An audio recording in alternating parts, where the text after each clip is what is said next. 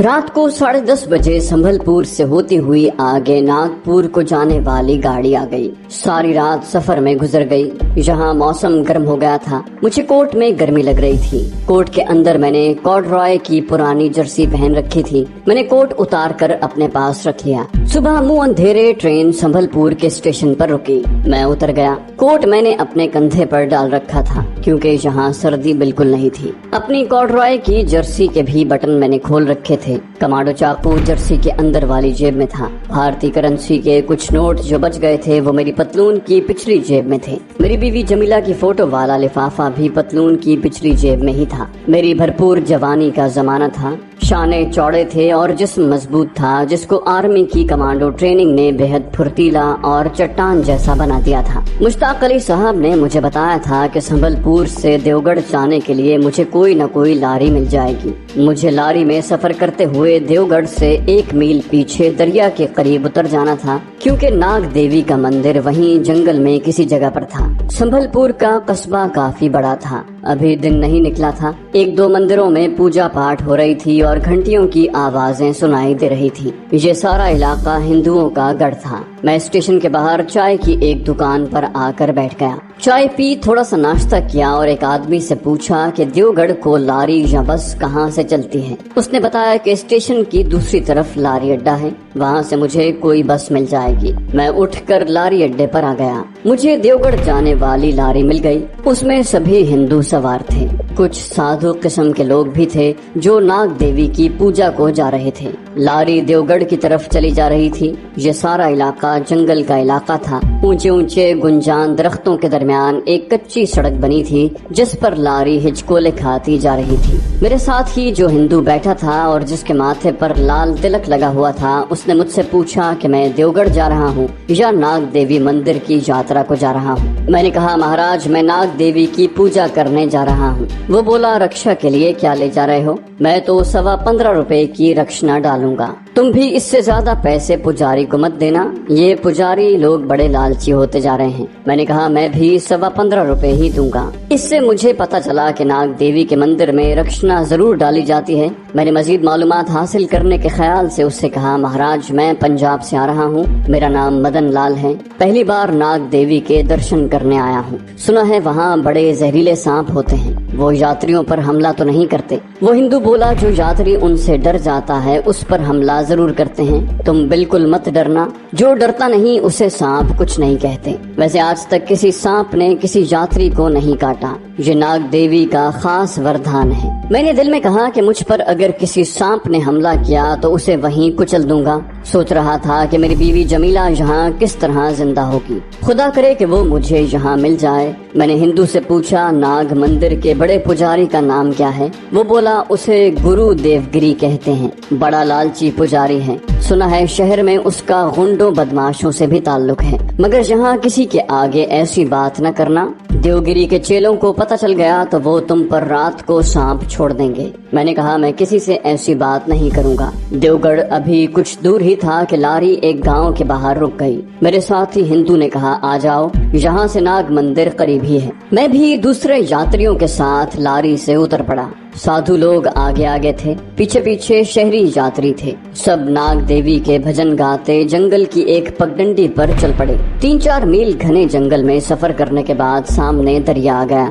دریا زیادہ چوڑا نہیں تھا، بڑی نہر جتنا چوڑا تھا، مگر اس کا پانی بڑی تیزی سے بہ رہا تھا۔ دریا کے کنارے ایک مخروطی مینار والا مندر بنا ہوا تھا۔ مندر کے اوپر زرد رنگ کا جھنڈا لگا ہوا تھا۔ مندر کے بڑے دروازے کی سیڑھیاں نیچے دریا کے کنارے تک چلی گئی تھی۔ ان سیڑھیوں پر میں نے دیکھا کہ ہندو مرد اور عورتیں دریا کے پانی سے اشنان کر رہے تھے۔ 2-3 ہندو عورتیں تو بالکل عریاں تھیں، باقی عورتوں نے ململ کی ساڑیاں پہن رکھی تھیں۔ مندر کی بڑی ڈیوڑی میں بڑا سا ٹل لٹک رہا تھا، جو یاتری اندر جاتا ہاتھ مار کر ٹل کو ضرور بچاتا تھا۔ میں نے بھی ایسا ہی کیا۔ میں اپنے ہندو ساتھی کے پیچھے پیچھے چل رہا تھا، جو کچھ وہ کرتا تھا میں بھی کیے جاتا تھا۔ آگے مندر کا ایک کمرہ بنا ہوا تھا جہاں استھان پر ایک کالے رنگ کی عورت کی مورتی کھڑی تھی۔ مورتی کے سارے جسم پر سندور اور تیل ملا ہوا تھا۔ مورتی بڑی ڈراؤنی تھی، اس کی گردن میں زندہ سانپ جھول رہے تھے۔ کمرے کے فرش اور دیواروں پر بھی سانپ رینگ رہے تھے۔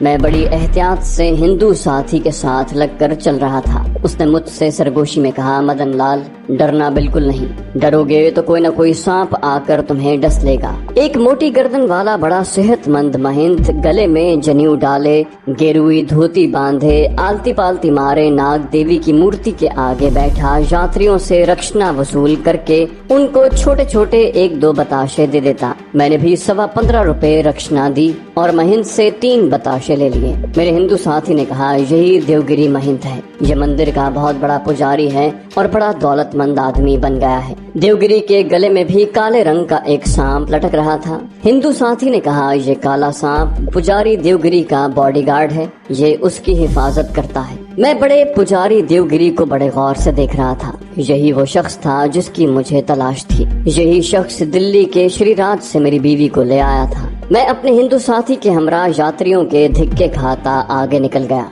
दूसरे दरवाजे पर आकर मैंने हिंदू साथी से पूछा, ये पुजारी यही मंदिर में ही रहता है क्या? वो बोला, और कहाँ जाएगा, बड़ा अय्याश आदमी है। सब लोगों को मालूम है कि ये रोज रात को दारू पीता है और इसने अपनी अय्याशी के लिए कुछ औरतें भी मंदिर में पाल रखी हैं। ये उन्हें नाग देवी की दासियां कहता है। मैंने पूछा, क्या ये नाग दासियां भी मंदिर में ही रहती हैं? वो हिंदू यात्री कहने लगा, मंदिर के एक तहखाने में रहती हैं। बड़े जहरीले से सांप उन पर पहरा देते हैं। अगर कोई नाग दासी बाहर निकलने की कोशिश करे तो सांप उन्हें वहीं डस कर हलाक कर देते हैं। मैंने पूछा, तो क्या ये नाग दासियां कभी तहखाने से बाहर नहीं निकलती? हिंदू यात्री वहाँ का भेदी मालूम होता था। कहने लगा, कहते हैं महीने में एक बार पुजारी देवगिरी खुद उन्हें तहखाने से निकाल कर जंगल में फिराने ले जाता है। उस वक्त दोनों जानिब और आगे पीछे पुजारी के पालतू जहरीले सांप बॉडीगार्ड बनकर चल रहे होते हैं। मैंने कहा, फिर भी कोई न कोई नाग दासी कभी न कभी तो फरार हो ही जाती होगी। इंसान इस कैद से तंग भी आ जाता है।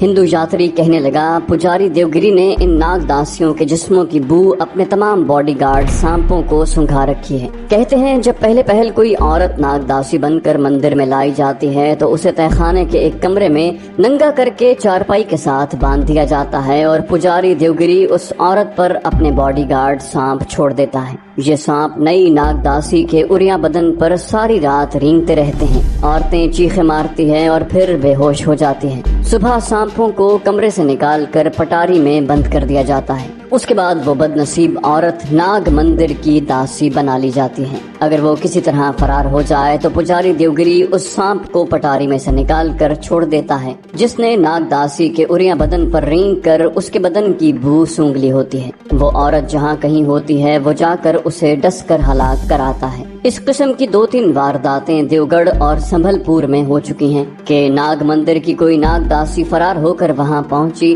तो उसे किसी सांप ने डस लिया और उसकी लाश इस हालत में शहर के किसी मकान या जंगल में किसी पगडंडी के पास मिली कि लाश का जिस्म स्याह पड़ चुका था। ये नाग मंदिर के सांप के जहर का असर था। ये तमाम हालात मालूम करने के बाद मैं समझ गया कि मुझे किस तरीके से जंग लड़नी होगी और अपनी बीवी जमीला को कहाँ तलाश करना होगा। यकीनी तौर पर वो बड़े पुजारी देवगिरी के खुफिया तहखाने में ही दूसरी नाग दासियों के साथ कैद में होगी। मैंने अपने साथी हिंदू से पूछा, ये पुजारी देवगिरी का तहखाना कहाँ पर है? वो बोला, तुम्हें बताया तो है कि इसी मंदिर में किसी जगह पर वाक़ है। सिवाय देवगिरी और उसके 2-4 बदमाश चेलों के और किसी को उस तहखाने का रास्ता मालूम नहीं है। उस हिंदू यात्री ने जो लारी में मेरा दोस्त बन गया था पलट कर मुझसे पूछा, तुम इन बातों को कुरेद कुरेद कर क्यों पूछ रहे हो? तुम्हें शायद मालूम नहीं कि पुजारी देवगिरी के सांपों को इन बातों का इल्म हो जाता है। वो फजा को सूंघ लेते हैं। अगर देवगिरी को मालूम हो गया कि तुम उसके खुफिया तहखाने का खोज लगाने की कोशिश कर रहे हो तो वो तुम्हें जिंदा नहीं छोड़ेगा। तुम्हारे साथ मेरी जान भी खतरे में पड़ जाएगी।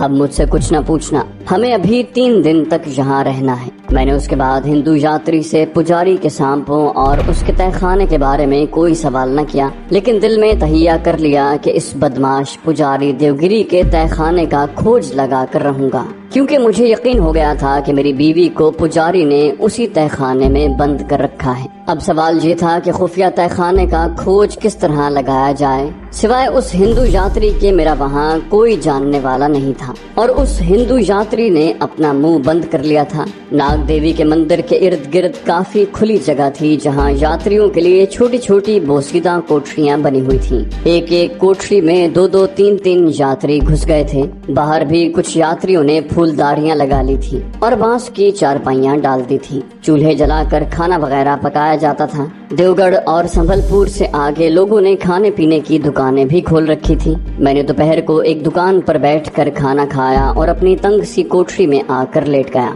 मेरे साथ उस कोठरी में मेरा हिंदू यात्री साथी भी था। वो कहीं बाहर गया हुआ था। कुछ देर लेटकर मैं सोचता रहा कि मुझे अपनी मुहिम का आगाज किस तरह से और कहां से शुरू करना चाहिए। एक बात मेरे जहन में आ गई। चुनाचे मैं उठा और कोठरी से निकलकर टहलता हुआ मंदिर के अकब में आ गया। यहाँ एक छोटा सा तालाब बना हुआ था। तालाब में दो तीन बूढ़ी औरतें बैठी बर्तन मांज रही थीं। मैं उनके पीछे से होता हुआ आगे निकल गया। उस जानिब मंदिर की दीवार 2-3 गज ऊंची थी। एक जगह मुझे दीवार में छोटा सा दरवाजा दिखाई दिया। मैं आहिस्ता आहिस्ता चलता दरवाजे के पास आ गया। दरवाजे का एक पट खुला था। अंदर से बीन बजने की हल्की हल्की आवाज आ रही थी। ये सपेरों वाली बीन की आवाज थी जिसको बचाकर सपेरे सांप को नचाते हैं। मैंने आगे होकर दरवाजे में से अंदर झांक कर देखा। दूसरी तरफ एक छोटा सा दालान था। वहाँ कोई इंसान नजर नहीं आ रहा था। मैं दबे पांव दालान में दाखिल हो गया। दिन का वक्त था, लेकिन दालान की छत नीची थी, जिसकी वजह से हल्का हल्का अंधेरा छाया हुआ था। अचानक मुझे सांप की फुनकार सुनाई दी। मैं जल्दी से एक तरफ हो गया। मैंने देखा कि दालान की दीवार से एक सुराख में 3 सांप आगे पीछे बाहर निकले और फर्श पर रेंगते हुए मेरी तरफ बढ़े। मुझे हिंदू यात्री की बात याद आ गई कि यहाँ के सांपों को देखकर अगर तुम डर गए तो ये तुम पर हमला कर देंगे। इनसे हरगिज हरगिज मत डरना। मैं डर तो बहुत रहा था, मगर मैंने जाहिर ये किया कि मैं बिल्कुल खौफजदा नहीं हूँ। मैं अपनी जगह पर बज़ाहिर पुरसुकून खड़ा रहा। तीनों सांप रेंगते हुए मेरे पाँव के करीब से होकर गुजर गए। वो दरवाजे से बाहर चले गए थे। मैंने सोचा कि यहाँ से निकल जाना ही बेहतर है। मैं पीछे मुड़ने ही लगा था कि बीन की आवाज दोबारा सुनाई दी। ये आवाज दालान की एक छोटी सी बंद खिड़की में से आ रही थी। मैं दबे दबे कदम उठाता खिड़की के पास गया और उसे जरा सा धकेला। खिड़की हल्की सी चरचराहट के साथ खुल गई। मैंने उसके सिर्फ एक पट को थोड़ा सा खोल कर दूसरी तरफ देखा। दूसरी तरफ पहले तो अंधेरे में कुछ नजर न आया, फिर आहिस्ता आहिस्ता नजर आने लगा। क्या देखता हूँ कि ये एक तंग सी कोठरी है जिसके कोने में एक लंबूतरा पुराने तर्ज का दरवाजा बना हुआ है। बीन की आवाज उसी तरफ से आ रही थी। मुझे तहखाने के खुफिया रास्ते की तलाश थी। मैं खिड़की से कोठरी में उतर गया। खिड़की के दोनों पट बंद कर दिए। अंधेरे में मैं लंबूतरे दरवाजे के करीब आया। दरवाजे के एक पट में 2-3 सुराख थे। इन सुराखों में से धीमी धीमी रोशनी बाहर निकल रही थी। बीन की आवाज यहाँ ज्यादा करीब से सुनाई देने लगी। मैंने एक सुराख में से झांका। दूसरी जानिब भी एक तंग और बोसीदा कोठरी थी जिसके फर्श पर उल्टे रखे हुए मटके पर एक दिया रोशन था। एक मरियल सा अजीब शक्ल सूरत का स्याह फाम आदमी बैठा बीन बजा रहा था। उसके सामने फर्श पर एक सांप फन उठाए झूम रहा था। मरियल आदमी की खोपड़ी किसी मुर्दे की खोपड़ी लग रही थी। दिए की रोशनी में उसकी खोपड़ी चमक रही थी। शायद उसने खोपड़ी पर तेल मला हुआ था। कोठरी के सामने वाली दीवार में एक तंग रास्ता नजर आ रहा था। अचानक वहाँ 2 आदमी नमूदार हुए जिन्होंने साधुओं वाले गेरुए कुर्ते पहन रखे थे। उनको देखते ही मरियल आदमी ने बीन बजानी शुरू कर दी और सांप को उठा लिया। आने वाले में से एक ने उसे कहा, सिंघू नीचे जा, महाराज गुफा में आ गए हैं और तुम्हें बुला रहे हैं, चल नीचे। वो मरियल आदमी जिसका नाम सिंघू था जल्दी से उठा और जिस रास्ते से दोनों साधु ऊपर आए थे उस तरफ जाकर गायब हो गया। दोनों साधु कोठरी के फर्श पर बैठ गए। एक ने कहा, महाराज जिज्ञा करेंगे, हम आज जंगल में नहीं जाएंगे। दूसरे ने कहा, नहीं जाएंगे, यहाँ बैठे हैं यहीं बैठे रहेंगे। उसके बाद दोनों खामोश हो गए और आलती पालती मार कर ऐसे बैठ गए जैसे समाधि लगाई हो। मुझे पीछे दालान में से किसी के गुजरने की आहट सुनाई दी।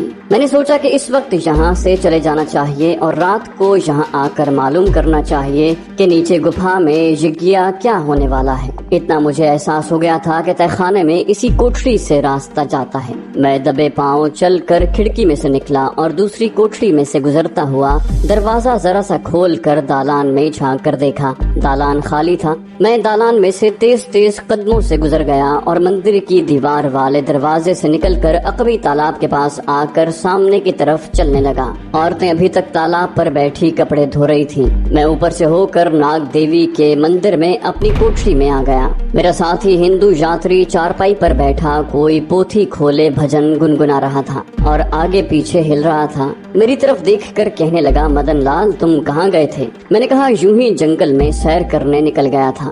بولا اکیلے اس طرح جنگل میں نہ جایا کرو، تمہیں پتہ نہیں اس جنگل میں ناگن بدروہیں رہتی ہیں اور وہ دن کے وقت بھی اپنے شکار کی تلاش میں پھرتی رہتی ہیں۔ میں نے کہا اچھا، مجھے معلوم نہیں تھا، اب نہیں جاؤں گا۔ لیکن رات کو میں نے مندر کے خفیہ تہہ خانے میں جانے کا فیصلہ کر لیا تھا۔ سارا دن میں نے مندر کی کوٹری میں گزار دیا۔ جب رات ہوئی تو ہندو یاتری میرے اور اپنے لیے کھانا لے کر آ گیا۔ ہم نے کھانا کھایا۔ اس نے کہا چلو ناگ دیوی کی پوجا کرنے چلتے ہیں۔ میں نے کہا میرے سر میں درد ہے، تم جاؤ، میں بعد میں آ جاؤں گا۔ وہ بولا ارے بھیا تم کیسے ہندو ہو، ناگ دیوی کی پوجا کرنے نہیں جاتے؟ میں نے کہا بھیا میں تھوڑی دیر بعد آ جاؤں گا، تم جاؤ۔ وہ چلا گیا۔ اس کے جانے کے کچھ دیر بعد میں بھی کوٹری سے نکل کر مندر کے پیچھے تالاب پر آ گیا۔ جہاں خاموشی تھی اندھیرا بھی تھا۔ مندر کی عقبی دیوار اندھیرے میں سیاہ پہاڑی ڈھلان کی طرف نظر آ رہی تھی۔ میں نے سوچا کہ رات ہو گئی ہے، انتظار کرنا بیکار ہے، جو کچھ کرنا ہے ابھی کر گزرنا چاہیے، شاید میری بیوی کا کوئی سراغ مل جائے۔ میں تالاب کے کنارے کنارے چلتا مندر کی عقبی دیوار والے دروازے میں سے گزر کر دالان میں آ گیا۔ یہاں سناٹا چھایا ہوا تھا۔ میں نے آنکھیں سکیڑ کر غور سے فرش کو دیکھا کہ کہیں کوئی سانپ تو نہیں رینگ رہا۔ وہاں مجھے کوئی سانپ نظر نہ آیا۔ میں نے دل میں کلمہ شریف پڑھا اور بائیں جانب والی کوٹری کا دروازہ کھول کر اندر داخل ہو گیا۔ کوٹری خالی پڑی تھی۔